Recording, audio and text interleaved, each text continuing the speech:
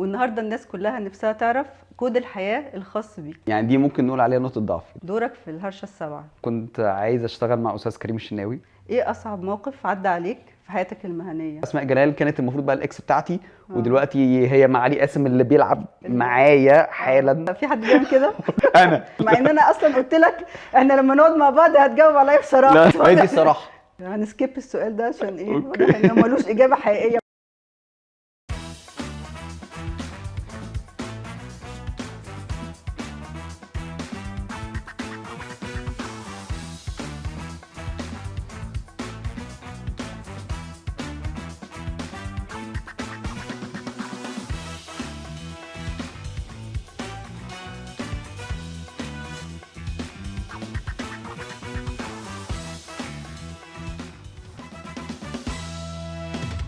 ازيكم؟ معانا النهارده ضيف مختلف. ممكن نقول الممثل، ممكن نقول الموديل، ممكن نقول الرياضي، ممكن نقول مدرب التمثيل، ممكن نقول كل دول مع بعض. مر بمراحل كتير في حياته وعنده نقط تحول كتيرة جدا. مجال التمثيل أصبح شغفه. عنده كاريزما عالية جدا وقبول وحضور ملوش حل. ضيف اللي منورني النهارده في كود الحياة الفنان محمد نجار. أهلا بيك يا محمد. اهلا وسهلا. أهلا بيك. يعني مقدمة حلوة، يعني فيها لخبطة ولا لخبطة فعلا، يعني انا ميكس كده يعني، بس اهو بحاول. انت عندك ميكس حلو قوي. يا رب يكون كويس. لا جدا. أها. والنهارده الناس كلها نفسها تعرف كود الحياة الخاص بيك. اوكي. اوكي اسم البرنامج حلو. بجد. يعني نايس، حلو، جميل. احنا عايزين النهارده نعرف يعني رحلتك في الحياة، ماشي، من الاول وانت صغير لغاية النهارده. اوكي. ماشي في تمام. البداية اوكي. محمد نجار، انت مين؟ أم... انا مين؟ انا بني ادم، يعني مر بمراحل كتير مختلفة. كل مرحلة بيتعلم منها حاجة وبيجرب فيها حاجة. بيمشي ورا. بصي انا الاول ما كنتش الشخص ده، يعني ما كنتش بمشي ورا الشغف، ما كنتش بمشي ورا قلبي، كنت بمشي ورا عقلي شوية لحد ما وصلت في اواخر العشرينات. حسيت لا، يعني امشي ورا قلبي شوية بس. فمن اول ما ابتديت امشي ورا قلبي حاجات كتيرة جدا جدا فتحت بصراحة. زي ايه؟ أم، كان عندي بوينت كده معينة في حياتي، اللي هو انا عايز اعمل حاجة بس مش عارف ايه هي. اوكي. يعني مثلا احنا نحسد الناس جدا جدا اللي هي عارفة هي عايزة ايه. ايوه صح. اوكي. مم. فساعتها بيشتغل على ده، لكن في ناس مش عارفة هي عايزة ايه اصلا. فانا كنت في البوينت دي، ودي كانت اصعب. ان انت آم، عايز تعمل حاجة وحاسس انت ممكن تبقى حاجة بس مش عارف ايه هي. اوكي. ف وما كانش عندي رفاهية ان انا ادور براحتي علشان انا شغال اصلا في شركة. فكان يعني البلان، الخطة ان انا اشتغل باراليل مع شغلي. اوكي. فيلا نجرب. جربت ايه بقى؟ يوش. جربت حاجات قول كتير لنا بقى قوي. ايه الحاجات اللي انت قعدت تجربها علشان لغايه ما توصل لشغفك. قلت ما بيني وما بين نفسي، نجار انت بتحب ايه؟ يعني ممكن بتعمل ايه بتحبه من وانت صغير؟ قعدت ادعبس شويه كده. انا بحب التمرين اوكي. عامه. فقلت طيب ما احاول ابقى بيرسونال ترينر في جيم اوكي. جنب الشغل. انت اصلا كنت اللي انا يعني سمعته ان انت اصلا كنت واخد في التجديف ميداليات. ده حقيقي، ده اوكي. حقيقي. يعني انا راضي من صغري. اه. تمام. بحب الرياضه عامه، اه. يعني بحب الفرهده. فاكتر حاجه، اكتر رياضه كملت فيها هي التجديف. قعدت فيها يعني حبه حلوين من عمري، واخدت تالت جمهوريه مرتين، واخدت فوق رياضي بقى في ثانويه عامه بقى والجو ده وبتاع. للدرجه دي تفكر؟ بس وفادتني كتير بصراحه وعلمتني. هي عامه الرياضه بتعلم حاجات في الانسان، يعني بتغير من شخصيتك، بتخليك ممكن تكون عنيد شويه على الجول بتاعك، بتخليك عنيد، بتخليك عندك خطه معينه، مش ماشي كده كده يعني في اللاشيء. بتخليك منظم. وفي حاجة انا كنت مستغربها جدا، الناس من واحنا صغيرين كانت بتقول ان انت لو هتعلم ابنك رياضة المذاكرة هتقع منه. مم. هو كان العكس تماما. انا علشان اكمل في الرياضة بقيت لازم بتنظم وقتك. بالظبط، ولازم بقى اه اثبت قدام ماما وبابا ان انا جماعه انا كويس في المذاكره، ما تقلقوش ما تطلعونيش من التمرين. فاهمه؟ اوكي. لكن انا لو مش كويس في لو اصلا ما كانش في رياضه فصباح الفل يعني انا اذاكر ما اه اذاكرش مش حوار يعني مم. بس فقلت اجرب ابقى بيرسونال ترينر في جيم. جربت بتاع حوالي مثلا نص سنه كده 6 شهور، بس ما لقيتش نفسي. مم. يعني مش هي دي اللي انا ممكن اقدر اعملها الإضافة يعني. على طول. اه جربت فويس اوفر ودوبلاج، اخدت ورش واشتغلت في الموضوع ده شويه. ما حسيتش برضو مم. ان هو ده اللي مم. اقدر اكمل فيه على طول. اوكي. جربت موديلنج شويه، مم. برضو ما حسيتش ان هي دي الحاجه اللي ممكن تديني شغفي واكون شبعان منها يعني. مم. جربت حاجة تانية، قلت انا جربت بتحب تسمع الناس عامة وتكون معاهم في مشاكلهم وتخليهم الأحسن وبتاع. فده كان في الألفينات، في أول الألفينات كده مثلا كان في حاجة اسمها لايف كوتشنج. عملت لايف كوتشنج؟ ما عملتش بس حسيت ان انا لازم اذاكر عشان توصل تبقى عشان لايف اوصل كوتش. صح. اه وانا للاسف بني ادم ما مبحبش بحبش المذاكرة. القرايه خالص. اه يعني بعيدا كل البعد عن القرايه ما بحبهاش. مم. يعني اخد كل معلوماتي من الفيديوهات تمام جدا. مم. ممكن يبقى في اوديو بوك احسن من ان انا اقرا، يعني اه اسمع اكتر من انا اقرا. تمام. فقلت لا مش هينفع. في مرحله بقى الحته الموديلنج كنت ببعت لمكان ان انا عايز اعمل حاجه اسمها كاست، فقالوا لي ردوا عليا رد مختلف تماما عن مم. السؤال. يعني كنت بسال في حته، مم. ردوا في حاجه تانية خالص. قالوا لي احنا اول ورشه تمثيل هتبتدي كذا. مم. ورشه تمثيل؟ يعني ايه ورشه اصلا؟ يعني اصلا اه مصطلح الورشه دي انا مش فاهمها. غريب عليك. اه انت متخيل انا كنت مش اه موجود؟ يعني انا بقى مش الناس اللي هي حلم حياتي ان انا التمثيل والجو ده، لا انا لا مش افهمه ان هو كورس. اه لكن ورشه، مصطلح ورشه ورك شوب، لا انا مش مش فاهم ده. عارف. اه فقلت طيب ليه لا؟ مم. يعني ليه لا؟ تجرب. اول ما جربت كان مع اكتنج كوتش الله يرحمه اياد داوود. اتسحلت مم. وكانت السحله. حسيت ان هي دي الحاجه اللي هقدر اعملها 24 ساعه من غير ما اخد فلوس، على قلبي زي العسل.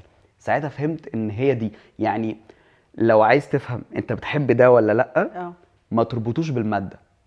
ساعتها هتعرف انت بتحب الحاجه دي ولا لا.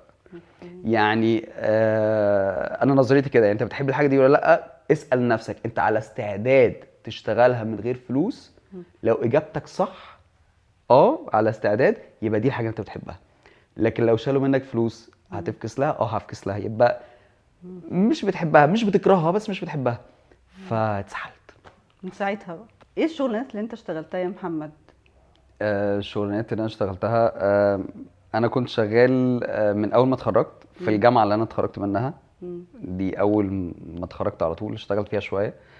وبعد كده اللي هي انت متخرج الاكاديميه، منين؟ اللي هي الاكاديميه العربيه للعلوم والتكنولوجيا والنقل البحري. اوكي. هي اسمها طويل. بس خريج بيزنس اصلا. بميجر MIS اللي هو مانجمنت انفورميشن سيستم، اللي هي نظم معلومات. يعني اللي هو كنت IT بس بيزنس وايز. اه فاشتغلت فيها شويه. وبعد كده رحت اشتغلت IT برضو في شركه تانية. هي شركه مالتي ناشونال. وبعد كده اشتغلت بقى في شركه تانية اللي هي اللي انا انت فيها فيها لحد دلوقتي؟ دلوقتي.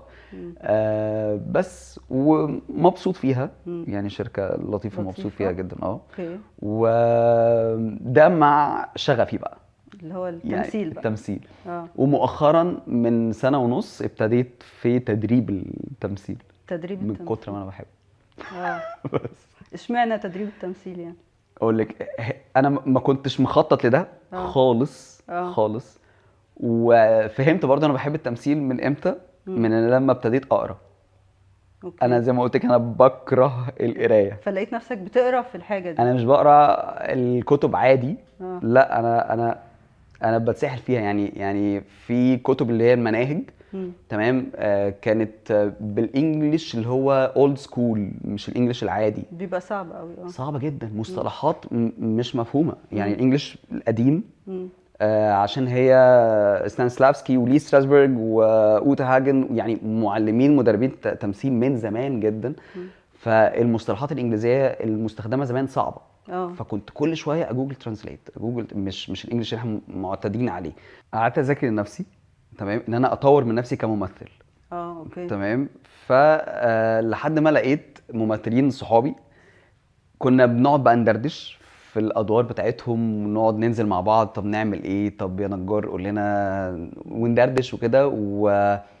فلقيت ان هما بيرتاحوا معايا في ان انا افتح لهم سكك، اديهم من اللي انا اتعلمته شويه.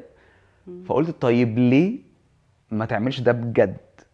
يعني ليه ما تاخدش التمثيل ك يعني عمل شغلانه وتدربها، بدل انت عندك التالنت دي.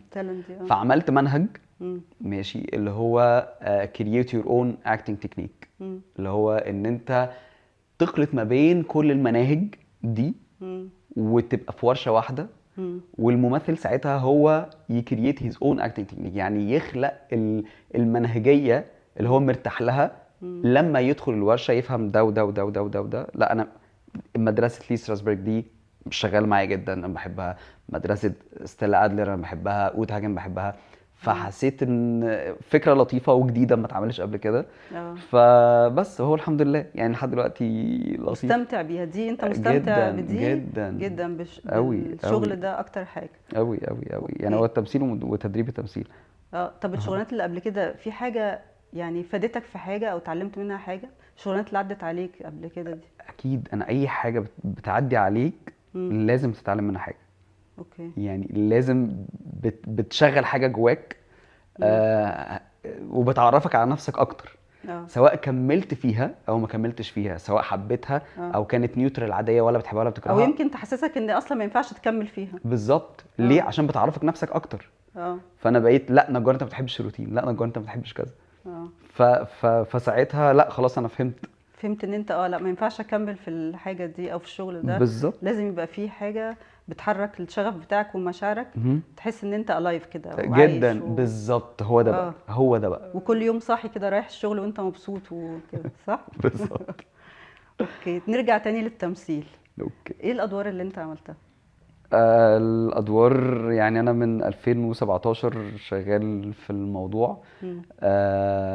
ابتديت حاجات صغننه كده صغيره لحد ما سلمه واحده واحده شويه شويه. ابتديت اكبر سنه، يعني اشتغلت في الرحله في بدل حدوته 3، في شبر ميه، في ايه كمان، في حلوة دنيا سكر، في فيلم مطرح مطروح، في مسلسل اسمه سليف ماركت دكة العبيد، في اخر حاجة في فيلم ان شاء الله اسمه الغربان بطولة استاذ عمرو سعد. ده نازل، فدي اخر حاجة. يعني ده هو لسه هينزل، منزلش وهينزل. ان شاء الله. بس يعني ده اخر عمل، ده اخر اعمالك ان شاء الله. اوكي. واي واحد اقرب لقلبك فيه؟ اكتر واحد اقرب لقلبي هو سليف ماركت دكة العبيد. اوكي. مسلسل انتاج MBC وكان على شاهد. هو مسلسل عالمي، مجمع فيه جنسيات مختلفة، واخراج المخرج الكبير استاذ لسعد الوسلاتي، وتأليف استاذة هبة مشاري حمادة، هي كويتية.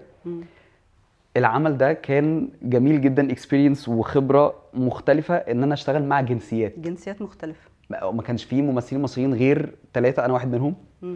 ففي هنود، في افارقه، في انجليز، في فرنسويين، في اوروبيين.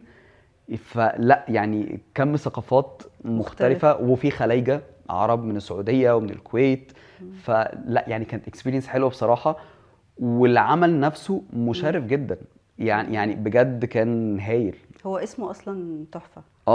اسمه حلو. هو ممكن الانسان فعلا يبقى عبد للسلطه او للمال او للنساء؟ ممكن جدا جدا. ما هو دي يبقى الكونسيبت. يعني اللي يسمع عن دكة العبيد اسم تقيل قوي. يعني ايه بقى هتفرج بقى على عبيد بقى وكده؟ لا، هو المسلسل اشمل من ان هو بيتكلم عن العبيد كعبيد في الزمن القديم ده، لا هو بيتكلم على فكرة العبودية، عبودية المال، عبودية الحب، عبودية السلطة، العبودية نفسها اللي هي القديمة، اللي هي عبودية البني آدمين نفسها وإن أنت تكون شغال تحت طوعه. فهو كان بيناقش قضايا مختلفة من العبودية، فكرة العبودية بطريقة أشمل. فكان بقى كذا قصة مع بعض، باراليل مع بعض، يعني حلقة فيها كذا خط درامي بس. فأنا كنت خط منهم كنت طالع ضابط إنجليزي بقى، يعني ما كنتش طالع إن أنا مصري، كنت طالع ضابط إنجليزي رخم جدا جدا جدا. ودي كانت أبعد حاجة عني، يعني ده أكتر دور كان بعيد عن نجار تماما، علشان كده الدور ده كان حبه قوي. انا كل ما تبعد عني انا يا الله على الجمال، يعني كل ما ابعد عن نجار كل ما استمتعت اكتر. ما فيهوش اي حاجه شبهي تماما، يعني ولا شخصيه ولا ميول ولا اهداف ولا طباع ولا جنسيه حتى، يعني حتى ما كنتش مصري. فحتى كمان مش انجليزي، لا كنت حتى بريتش اكسنت. فبس. وفي حاجه غريبه جدا، انا كنت كويس يعني انا عموما كويس في الانجليش، لطيف، بس مش لدرجه انك تتكلم الاكسنت دي، ان انا اتكلم بقى الاكسنت دي مستريح وامثل بيها كمان.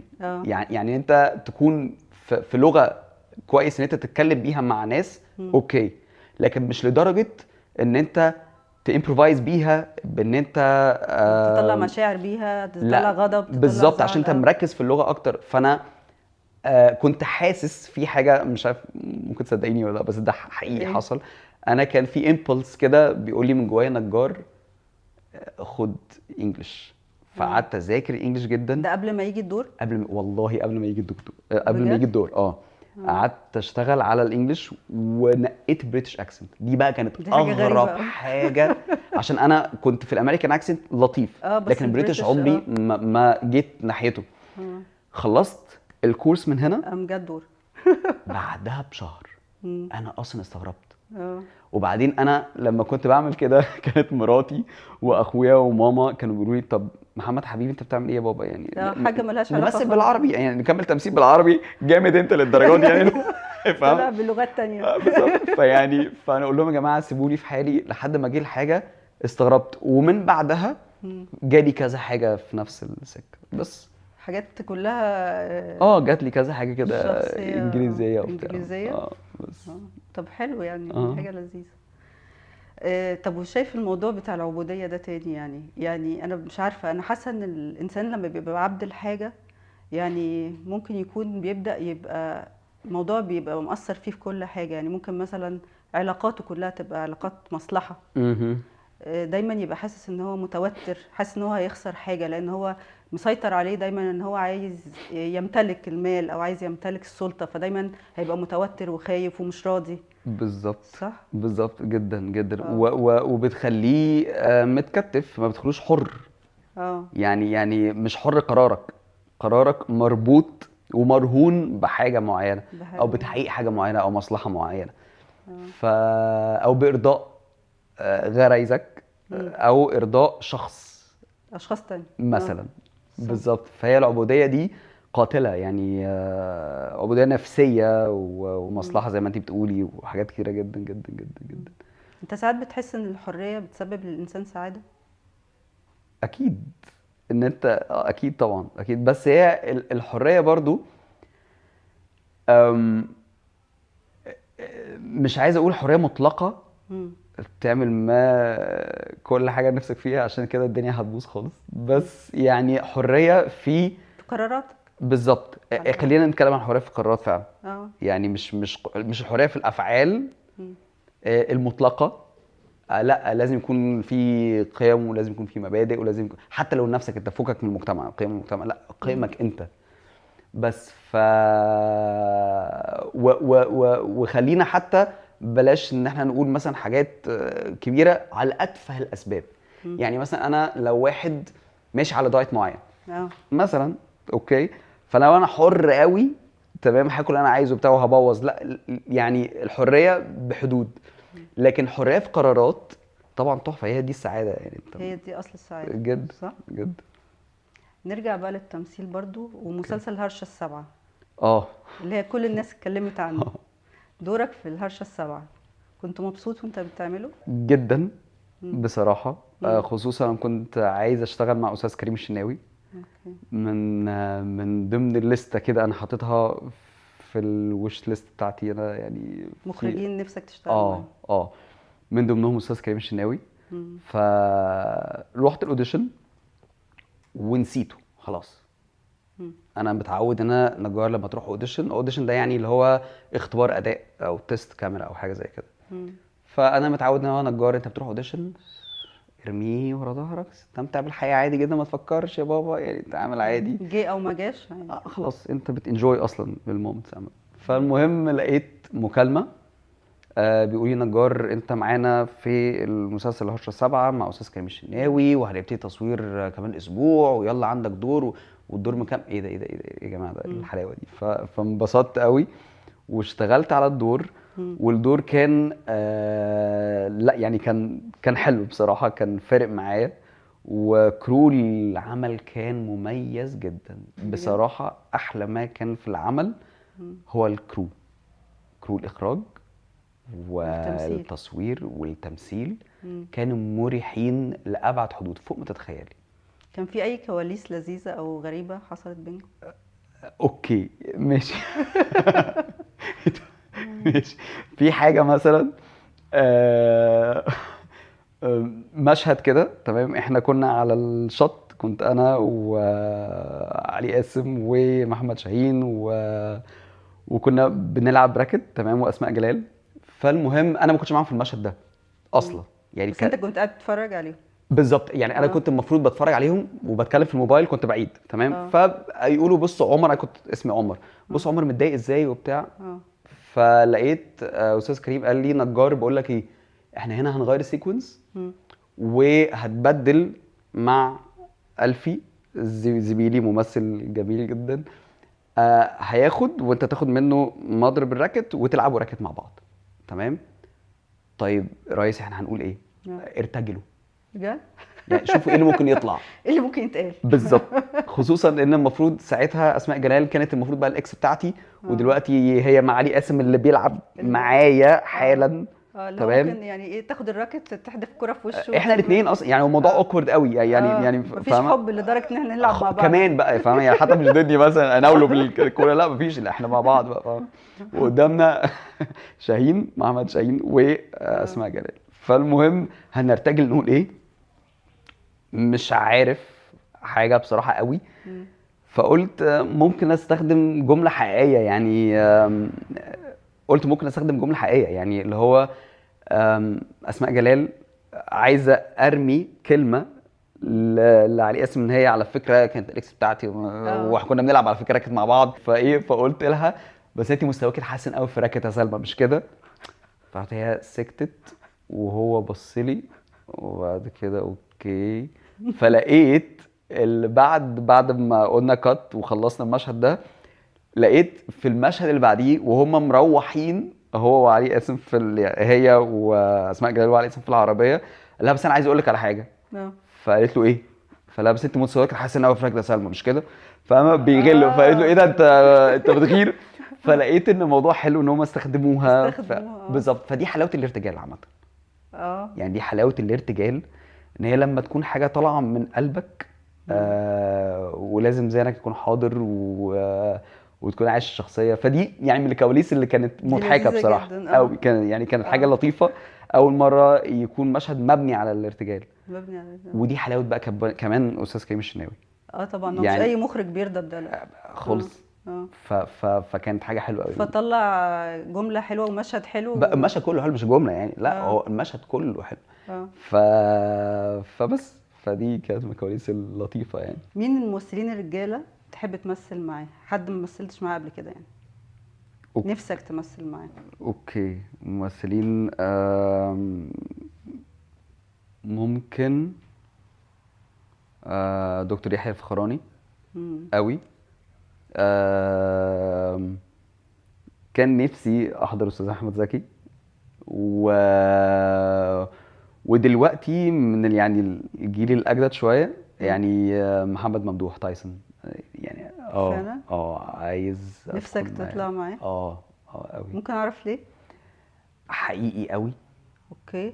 عمل كل حاجه، كوميدي، مم. دراما، مم. سسبنس، اكشن، لا يعني مم. متنوع، وكل حاجه بيعملها صح قوي.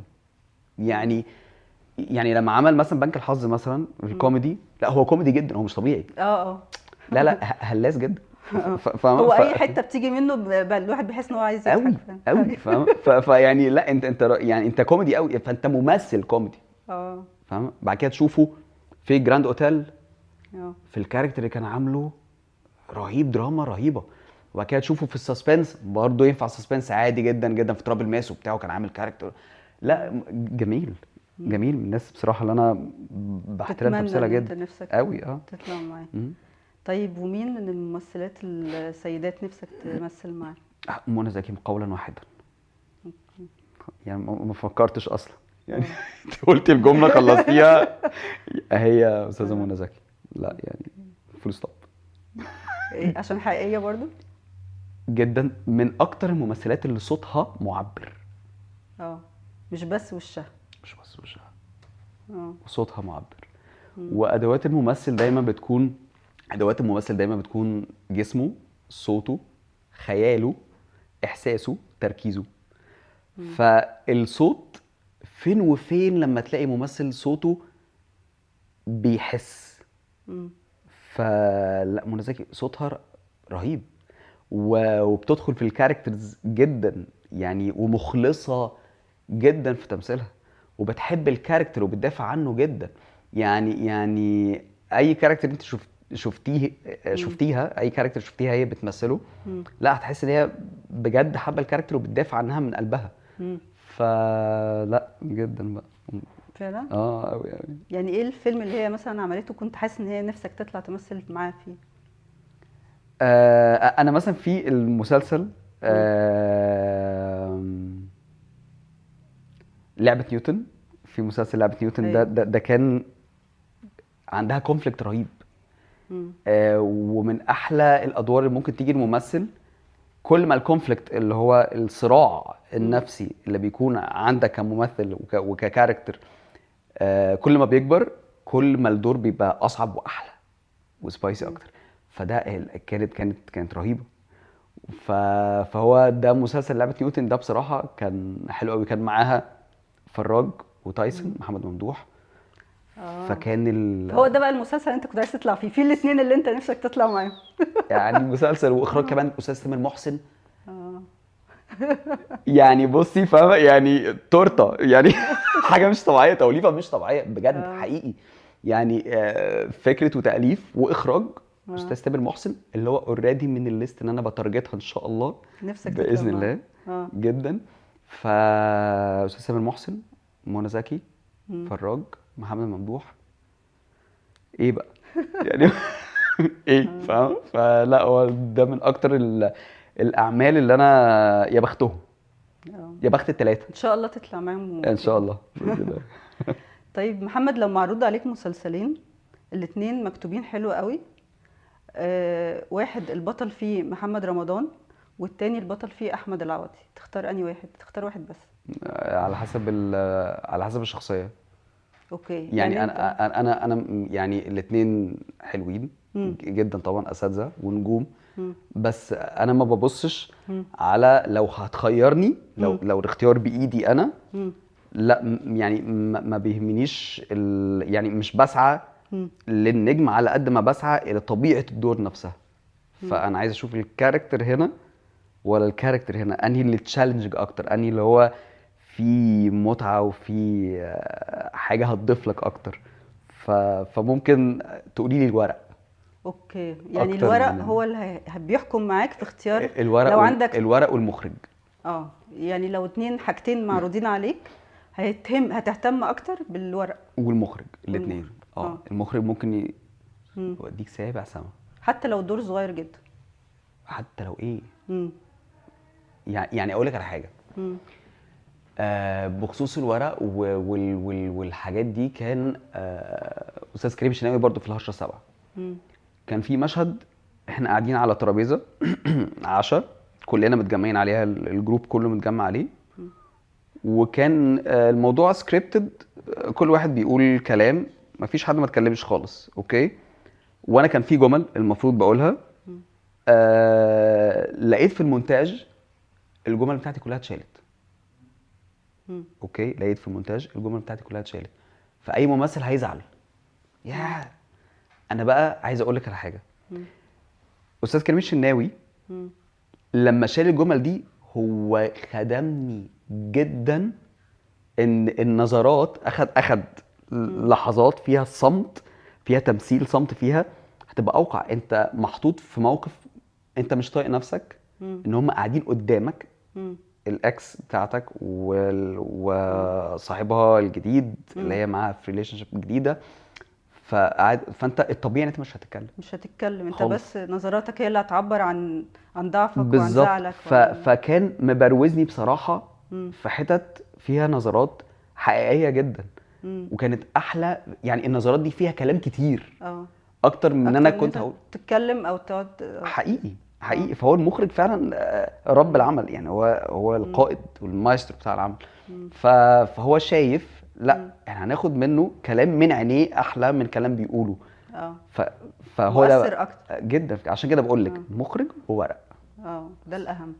انت كنت بتأدي شخصية يعني مكسورة كده عاطفيا وبتعيش معاناة، هل انت فعلا مريت بحاجة زي كده في حياتك؟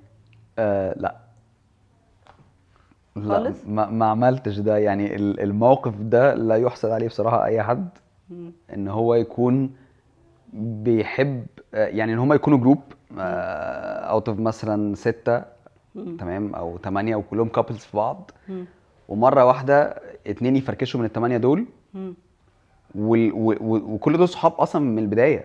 يعني لو هي دخلت في علاقة جديدة او هو داخل في علاقة جديدة، هي يا اما هتنسحب من الجروب هيبقى ما عندهاش صحاب، يا اما هو هينسحب من الجروب مش هيكون عنده صحاب. فهو مش هو حابب صحابه. فهو موقف على لا ما حصل. الحمد لله لا صعب بصراحه. امال انت استحضرت الزعل ده كله ازاي؟ ما كاركتر هيستوري بقى، تاريخ الشخصيه قعدت اذاكره وبنيت بقى يعني هيستوري كده مع نفسي يعني. بس دخلت في المشاعر الحزن العميقه شويه.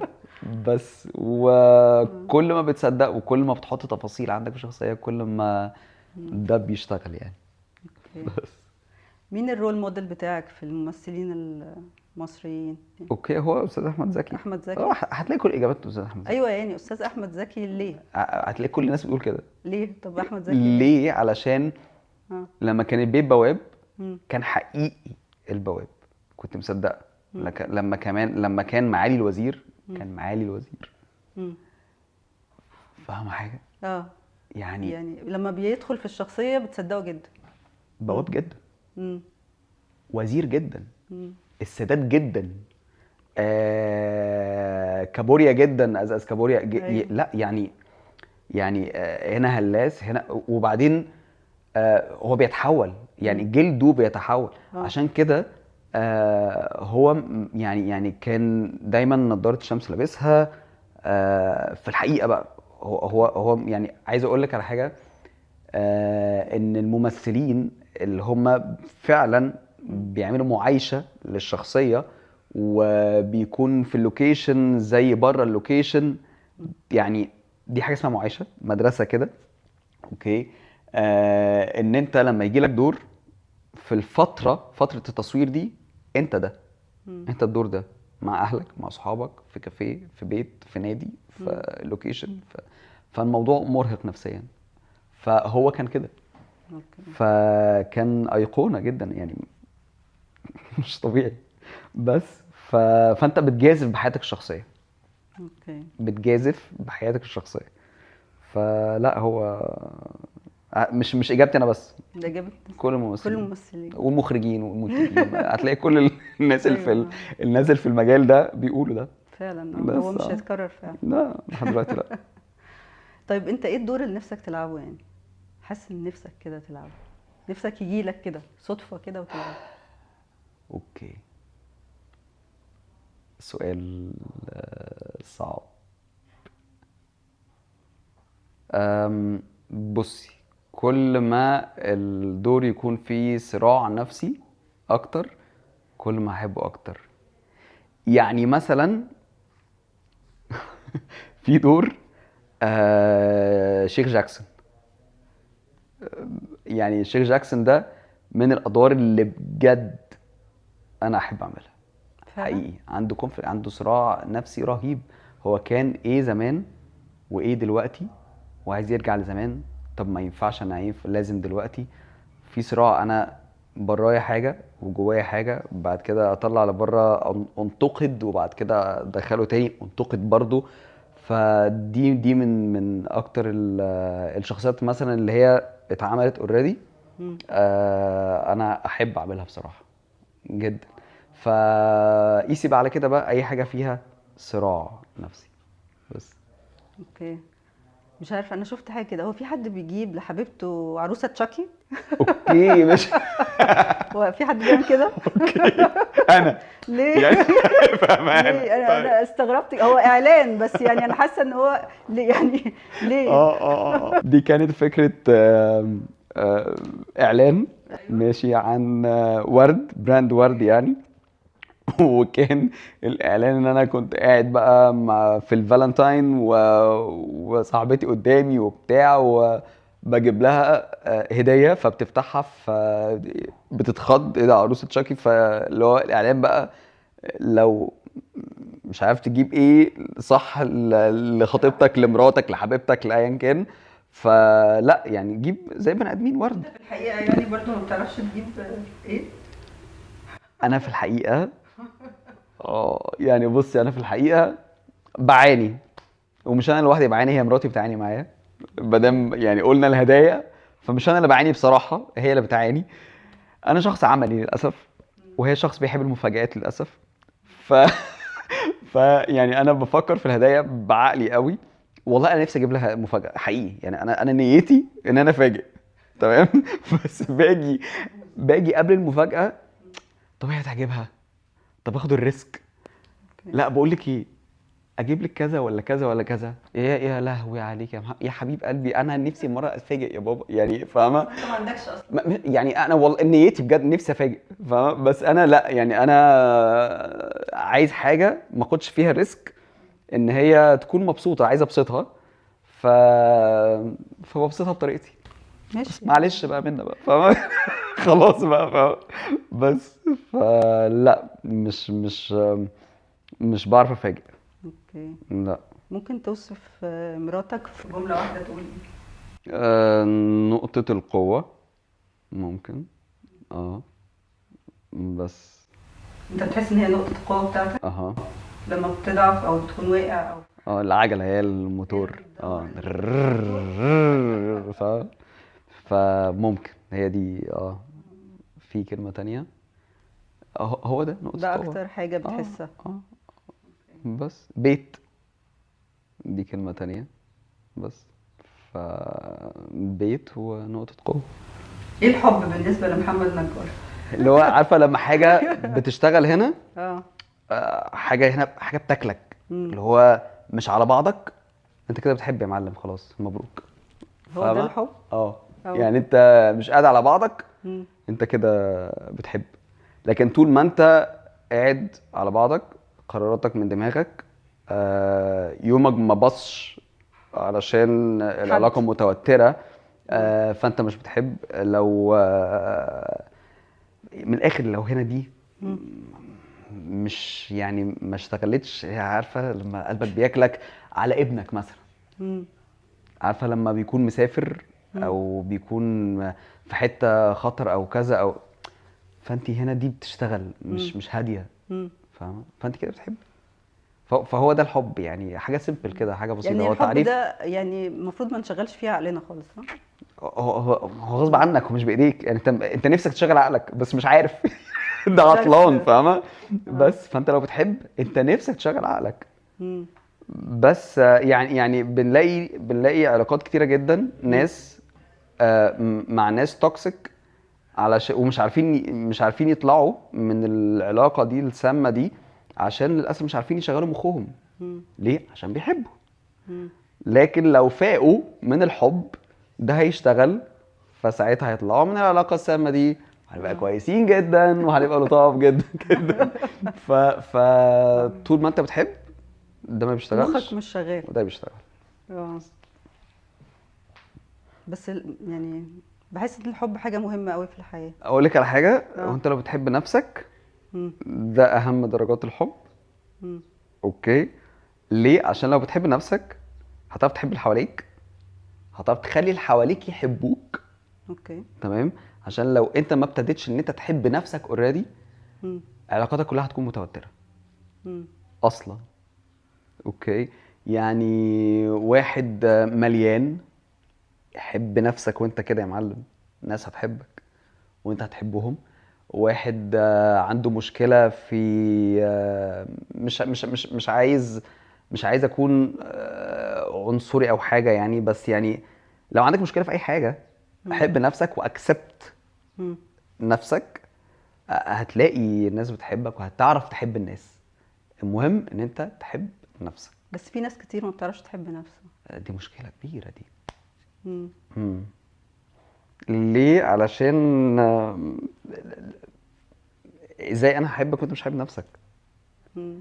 ساعتها انا مش يعني مش هبص لك بصة حب على قد ما هبص لك بصة مساعدة. ان انا في حياتك انا حاسس ان انت في محتاج مشكلة، مساعده. اه. فهكون مقرب منك من الناحية دي. فانا شايف ان انت لو تحب نفسك دي البداية الصحيحة لأي أبواب حب بقى. مم. تلاقي الدنيا بقت لطيفة. اوكي. بس بنتك ناتالي، اه من اول ما بقت موجوده ناتالي في حياتك، ايه اللي اتغير فيك؟ ايه اللي اتغير فيا؟ هتصدقيني لو قلت لك ولا حاجة؟ ازاي يعني؟ والله حقيقي انا زي ما انا اه. جدا. اه. آم، علشان مش عايز اتغير قوي وابقى اب قوي، مم. اللي هو بقى يعني. انت قاصد يعني ما تتغيرش؟ بمعنى ممكن يكون انت قاصد كده في السب كونشس ما تغيرش من لا نفسك؟ استني، هقول لك انا اتغيرت شويه. آه، ابتديت اقلق كتير. مم. اه، يعني دي ممكن نقول عليها نقطه ضعفي. لو انت قلت لي بقى لخص لي بقى، اه عارفه السؤال خلاص. زي السؤال ايوه التاني زي ده؟ الاخ. اه لا، نقطه ضعف. يبقى ناتالي هي نقطة ضعف اه محمد نجار. اه اوكي. بس. طب حلو، كويس ان انت عرفت تلخصها في جملة. امم نقطه ضعف حقيقي. يعني لو حد عايز يجيبني كده يعني لا نتري، اه. لا. بس ف فبس ف محمد، يعني انت اكيد عندك معجبات كتير. لا ولا حاجة. والله. لا لا لا يعني ما دي مش. حصلش اي موقف محرج كده ولا لا لا لا, تفتكر لنا لا. حاجة انا ولا؟ انا معجباتي امي ايوه. ومراتي ومراتي وناتالي. وبنتي. بس هم الله دول على بقى معجباتي. هم دول معجباتي بس. هم دول معجباتك؟ اه بس الحمد لله. ماشي، هنسكيب السؤال ده عشان ايه، اوكي. واضح انه ملوش اجابه حقيقيه، مع ان انا اصلا قلت لك احنا لما نقعد مع بعض هتجاوب عليا لا بصراحه. بس ما هي دي واضح. الصراحة. دي اه الصراحه. طبعا طبعا طبعا حقيقي بجد.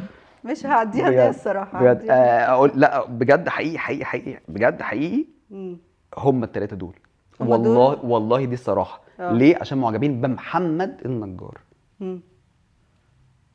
الحقيقي. اه، بكل اللي فيه بقى. كل القرف اللي فيه. اه. بس ف والله اجابه حقيقيه بجد امم. حقيقي ومين بصراحه. اكتر حد بيشجعك فيهم؟ هم الثلاثه. هم الثلاثه. هم الثلاثه. اه، امم. هي يعني امي بس كانت متوتره شويه من موضوع في الاول. التمثيل ده. بعد حاسه كده كده في حاجه.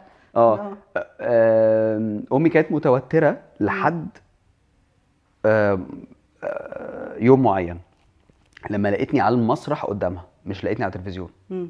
لما لقيتني على المسرح قدامها اوكي. اتغيرت، بقت حاجة تانية. امم. خلصنا اليوم ده في العرض المسرحي ده، نزلت، قالت لي انا عايزاك تكمل.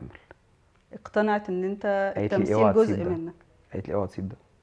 اوكي. فعارفه ايه لما مامتك تدعي لك دعوه اه. طب ايه يا ما هي الدعوه دي مش ماشيه، يا رب كمل ويا رب يبعد عنك الموضوع، فاهم اللي هو لغايه اليوم ده كانت الموضوع مش من جوه قلبها. فاهمه يعني مثلا ماما ادعي لي ربنا يكتب لك فيه الخير، ايوه يا مش عايز ستي ماشي ما انا فاهم يا رب، اه يعني دي ما حدش يكره ان ربنا يكتب له الخير، ايوه، بس انا عايز بس ادوار تجيلي يعني زي كملي كويس. الدعاء بقى في التمثيل ايوه يعني ايوه كملي الجميله حاولي تبقي وربنا يكتب محدده. لك بالظبط، ربنا يكتب لك خير في التمثيل يعني، ايوه ايوه فاهمه؟ فتقول لي ربنا يكتب لك خير وخلاص، حاضر يا ماما، فاهمه؟ بس اه لحد ما اليوم بتاع المسرح مم. وهي قالت لي ما تسيبش ده، مم. لقيتني مبسوط، لقيتني اصل المسرح غير، مم. يعني المسرح مختلف تماما، ان انت تشوف ممثل مم. وتشوف اداؤه على على الحقيقه. الكاميرا وتشوفه في مسرح، مم. لا اختلاف تام، بتعرف هو فعلا عنده حاجة ولا الكاميرا، اصل الكاميرا ايه، هتمنتج، هتقص لحظات معينة، مم. هتجيب احلى شوت، هتجيب احلى تيك، مم. لو في حاجة هنعيد، لو في بتاع، لكن المسرح انت لايف يا معلم يعني، مم. فضيحة بس بس. من ساعه اليوم ده بقى حسيت السبورت الحقيقي بقى امم والدعوات الحقيقيه امم امم بدات. بس طيب حلو. محمد، مين اللي لما فقدته قلبك وجعك؟ امم والدي الله يرحمه. اوكي. امم والدي. طيب ايه الرسالة اللي تحب توصلها له؟ يعني ايه الحاجة اللي تحب تقولها له دلوقتي لو هو سمعك؟ يا بختك، اوكي. الناس كلها بتحبك قوي مم. قوي، يعني انا لحد دلوقتي ماشي في المنطقة اللي انا اتولدت فيها بحسه بصراحة، سيرته ما بتتقطعش لحد دلوقتي مع انه متوفي من فترة طويلة، سيرته بجد ما بتتقطعش، كل حد اشوفه باباك كان كذا، باباك كذا، هو كان دكتور قلب وباطنة، دكتور باطني وقلب، وانا كنت بسمع، يعني كنت عارف ان هو بيعمل حاجات حلوة للناس، لكن لما توفى عرفت كم حاجات كان بيعملها رهيبة، يعني انا الراجل ده من كتر ما هو كان جميل، في موقف انا ما صدقتهوش الا لما اتحكى لي من حد في المنطقة عندنا، مش عارف هو عمل كده ازاي بصراحة، يعني هقول لك مثال وهتفهمي الراجل ده كان عامل ازاي، يعني حاجة موقف واحد هتفهمي بقى الراجل ده، قيسي بقى حياته بقى، يعني اي حاجة تتخيليها على نفس النمط ده. مم. كان عندنا زمان عربية 127 128 انا اسف، فالعربية دي عربيات زمان كان سهل ان هي تتفتح بقى والجو ده، فانا كنت صغير، كنت في ابتدائي، فما كنتش قوي على الكلام ده، فالموضوع ده مشهور في المنطقة عندنا، كان في حرامي مسكوه جوه العربية اوكي. ماشي، والعربية كانت راكنة قدام العيادة عند بابا، فمسكوا بقى الحرامي وبتاع وهيضربوه كده، ويا دكتور ويا دكتور الحق وبتاع، فقال لهم سيبوه، راح واخده دخله العيادة، قال انت بتعمل كده ليه؟ انا بعمل كذا كذا عشان كذا كذا كذا كذا، قال له ممكن تجيلي كل شهر تاخد شهرية وما تعملش كده تاني، ولو في حاجة محتاجة ايه ده؟ ايه ده؟ مم. ايه ده؟ ازاي؟ اه. يعني ازاي حد اشوفه بيسرق حاجتي؟ انا اكتر حاجة ممكن اعملها معاه خدمة ان انا ما ابلغش عنه، لا هو قال له تعالى خد شهرية، ولما حكاله واتأكد ان بدلائل وان ولاده عندهم كذا، وسأل لقى ان هو الراجل ده بيتكلم بجد، هو طبعا السرقة غلط وحرام ايوه. والمفروض يتبلغ عنه، بس انا بقول لك انا بابايا هو كان كان عنده من الحكمة ان ب... هو ب... قادر ب... يسمعه، قادر لا بابا كان غريب يعني، فانا بقول له يا بختك، من دعاء الناس ليك مم. جدا، واقول له ان انا ما لحقتكش في الوقت لما كبرت بقيت اب، عندنا حاجة في المجتمع بتاعنا آه، ممكن تكون مش مفهومة ايه سببها بصراحة، بس ده الدارج، ان الاب ما بيتعرفش هو بيضحي قد ايه واهميته في البيت قد ايه الا لما نفقد. الابن، لا مش نفقده بقى، مم. الا لما الابن بيبقى اب. اوكي. مم. بيقول يا لهوي ده الراجل ده كان بيتبهدل. ولما البنت تبقى ام. تبقى ام وتشوف معاناة زوجها ان هو بيعمل ايه، فلا ده بابا كان بيتبهدل. الام احنا from day one عارفين هي بتعمل ايه. مم. انا مش بقلل من الامومه خالص، الامومه دي حاجه صعبه جدا، بس انا بتكلم على الاب ما بتعرفش اهميته الا لما الولد بيبقى بيكبر. اب. فانا لما بقيت اب فهمت ابويا كان ايه اللي بيحصل معاه اه. حقيقي مم. بجد. فكنت عايز اشكره قوي. انا الحمد لله كنت بشكره كتير يعني، بس يعني كنت عايز اشكره بطريقه مختلفه. اقول له انت كنت بتتبهدل يا بابا يعني. انا حسيت بيك دلوقتي. اه. اه. وكان نفسي يشوفني في دلوقتي، هو ملحقش ده بس اكيد شايفني. اكيد. اه. بس فربنا يرحمه ويا رب ربنا ابقى يرحمه. الناس تحبني زيه حقيقي. مم. الناس بتحبه جدا جدا. بس مم. لا طبعا، يعني حب الناس يا رب ده حاجة ما ربنا يرحمه. تتقدرش. اه. ربنا يرحمه. سيرته حلوه قوي وكان جابر بالخواطر بطريقه غريبه. فكان جابر بالخواطر قوي. ترجع بقى تاني، اوكي. تفتكر الحياة زمان أحلى ولا دلوقتي؟ أه... م- مش عايز اقول انهي احلى وانهي اوحش، مم. بس عايز اقول اهدى مم. زمان كانت أهدى من دلوقتي. قوي مم. قوي في كل حاجه. الاختيارات كانت قليله ودي كانت حاجه حلوه. مم. هما كانوا 2 مول في القاهره. أيوه. حتى الخروجات بقى خروجات متحددة. خروجات اه. هو 1 2 3. اه. محلات الاكل هما 3 4. اه. كانش فيه سوشيال ميديا. كانت العيله بتقعد تتغدى مع بعض. مم.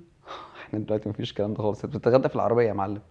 اوكي. والله يعني انا بتغدى في العربيه وانا سايق ايوه. عشان الحق. كله بسرعة بسرعة احنا بسرعة. بنلحق بس يعني احنا اه، ماشيين دلوقتي بنحاول عاملين نلحق، بنلحق. مش بنستمتع بالحياة. اقسم بالله بنلحق. اه. مفيش شخص واحد ما بيلحقش.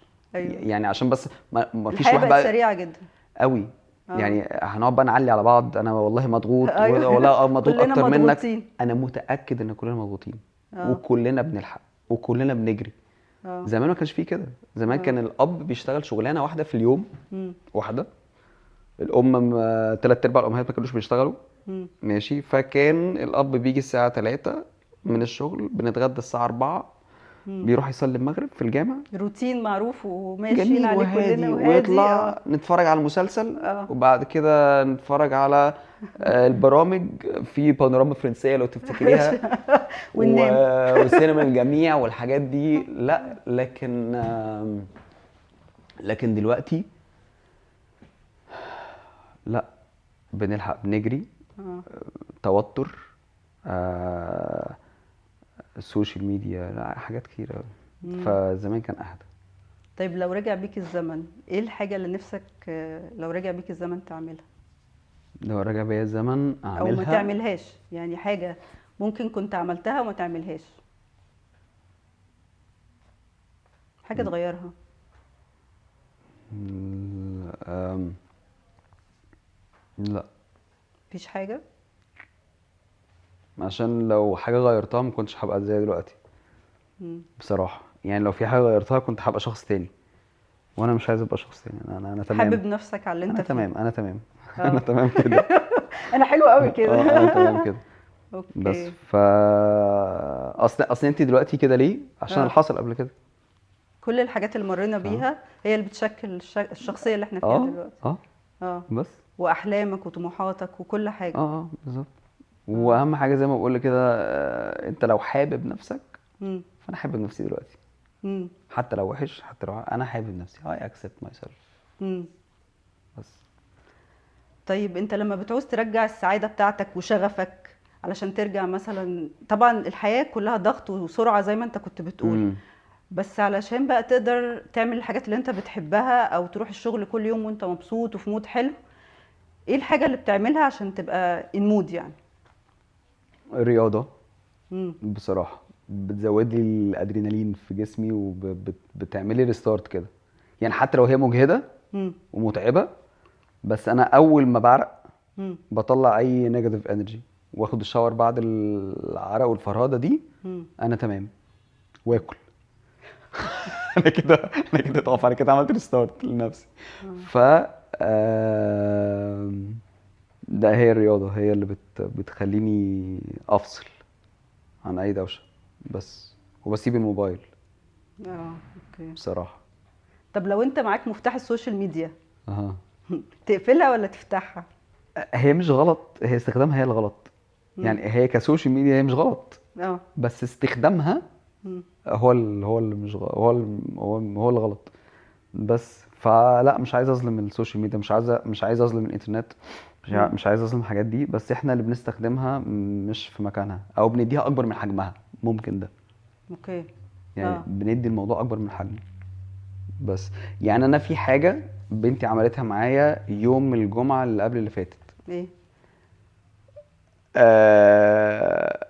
قالت لي بوبي هات موبايلك كده، قفلتهولك؟ فاخدت موبايلي. لا لا مش كده، اخدت موبايلي اه. وقالت لي ايه اللي انا شايفاه ده يا بوبي؟ ايه؟ قلت لها ايه في ايه؟ قالت لي السكرين تايم بتاعك. انا اول مره افكر ان انا ممكن اشوف السكرين تايم بتاعي، فوريت لي السكرين تايم بتاعي، زعلت قوي. فقلت كانت قد ايه بقى؟ لها لا والله لا مش يعني كان 5 ساعات تقريبا او 6 ساعات، امم. وكنا لسه ما خلصناش اليوم. اوكي. ف... فقلت لها ايه ده؟ فاتضايقت، ففوقتني قلت اللذينه. اه. فقلت لها اوكي ماشي تمام. فبس. اوكي. مهم. بما انك بقى اشتغلت في شغلانات كتير يا محمد، تقول ايه بقى للشباب اللي هم لسه بيبدأوا حياتهم والدنيا لسه ملخبطة معاهم؟ استمتع برحلتك في الحياة، وحاول ما تبقاش محتاج قوي الحاجة هتجيلك. يعني في كده فن اسمه فن التخلي امم. عن الحاجة. طول ما انت attached وراهن سعادتك بتحقيق حاجة معينة، انت مش هتعيش اللحظة اللي انت عايشها دلوقتي حالا. امم. يعني انا وقعت في الفخ ده على فكرة مع التمثيل. اه. كنت راهن سعادتي بتحقيق حاجات معينة، فاكتشفت ان انا قعدت فترة طويلة قوي مش امم. سعيد. امم. طب ليه يا حبيبي ما تبقى سعيد دلوقتي وتنجوي الرحلة امم. واستمتع بيها؟ استمتع بالأكلة، استمتع بالشرب، استمتع بالنوم، استمتع باللحظات مع عيلتك، استمتع بوقت حتى فاضي مع نفسك. ما تفكرش في ال5 دقايق جايين، الله أعلم ايه اللي هيحصل. ايه اللي هيحصل؟ وفي حاجات كده جربتها انا، كل ما احس ان الموضوع كبير قوي اكبر امم. مني امم. ومحتاجه قوي ما بيجيش. اوكي. اول ما ابص له بصه ان هو حاجه عاديه، صباح الفل، جيتي ما جيتيش مش حوار، بتيجي. امم. مش تمثيل بس، كل اي حاجة. حاجه، اه. اي حاجه، بني ادمين بقى، امم. على مواقف، على اهداف، على بتاع. امم. فطول ما انت حاطط حاجه مديها اكبر من حجمها امم. وراهن سعادتك عليها امم. ومحتاجها مش هتجيلك، فكك، فاهمة؟ لكن لو انت بتستمتع دلوقتي ومش شاغل بالك قوي، مش واخده حيز كبير قوي من حياتك من تفكيرك، امم. ان شاء الله كل تجيلك حاجة باذن بتيجي. الله. وادعي كتير بقى وبتاع، واشتغل واسعى ودور على نفسك. كل واحد تالنتد في حاجه. دعبس جواك. انا نخورت جوايا كتير قوي، قعدت ادعبس جوايا كتير قوي قوي قوي. لغاية اما فضيت وصلت الصندوق ده لحد ما لقيت حاجه لطيفه يعني. يا رب تكون لطيفه يعني، بس لطيفة هي جدا. هي لطيفه ليا وخلاص. لا لا، ولطيفة لينا احنا بس كمان، احنا بس كمان مستمتعين بس بيها جدا. بس اخر سؤال بقى، شور. ايه حلم محمد نجار؟ الاوسكارز. نفسك توصل للاوسكارز؟ مم، مم. يعني حطيتها في كل حته عندي. بجد؟ اه. فين؟ حطيتها على الموبايل، في العربيه، في البيت، راسمها. عايز ألمس قلوب الناس قوي، وعايز أكون أول ممثل عربي مش من أصول عربية عايز يكون عربي حقيقي يوصل للاوسكارز من خلال اي حاجه. بس افلام قصيره، مشاركه في افلام عالميه، مشاركه في افلام اجنبيه يعني هما بالنسبه لهم افلام اجنبيه يعني معناها بره البلد بتاعتهم. مم. فبس انا عايز اوصل للعالم واشرف هنا مصر. بصراحه عايز اوصل اوسكارز أوي، عايز المس قلوب الناس أوي. انت لامس قلوب الناس اصلا يا يا محمد. رب يا رب. وان شاء الله توصل لحلمك اوكي وتوصل للاوسكار، ان شاء الله. ونعمل حلقة بقى بعد ما توصل للاوسكار ان شاء الله. اوكي ان شاء الله. محمد انا اتبسطت جدا جدا جدا باللقاء ده وانا قوي، جدا وانا جدا حقيقي، وانا بجد والله. يعني انت جميل جدا ويعني انا مبسوطه ان انا كنت بتكلم معاك. انت كنت بتتكلم بصراحه في كل الاسئله اللي انا سالتها لك. ميرسي يا محمد جدا. انا اللي ميرسي ليكي وميرسي على البرنامج الحلو ده وعلى الجو الهادي، مود جميل مريح نفسيا. انتي مريحه وطلعتي مني حاجات كده، مومنتس معينه، لحظات كده حقيقيه. وميرسي على اليوم الحلو ده وعلى استضافتك ليا. وميرسي نورتني. لاسم البرنامج حلو. تاني لازم اقول لك كده بصراحه، لو قلت لك في اول برنامج اسمه حلو، ولازم اقول اسم البرنامج حلو. كود الحياه ده حلو قوي. نورت كود الحياه يا محمد. النور بيك.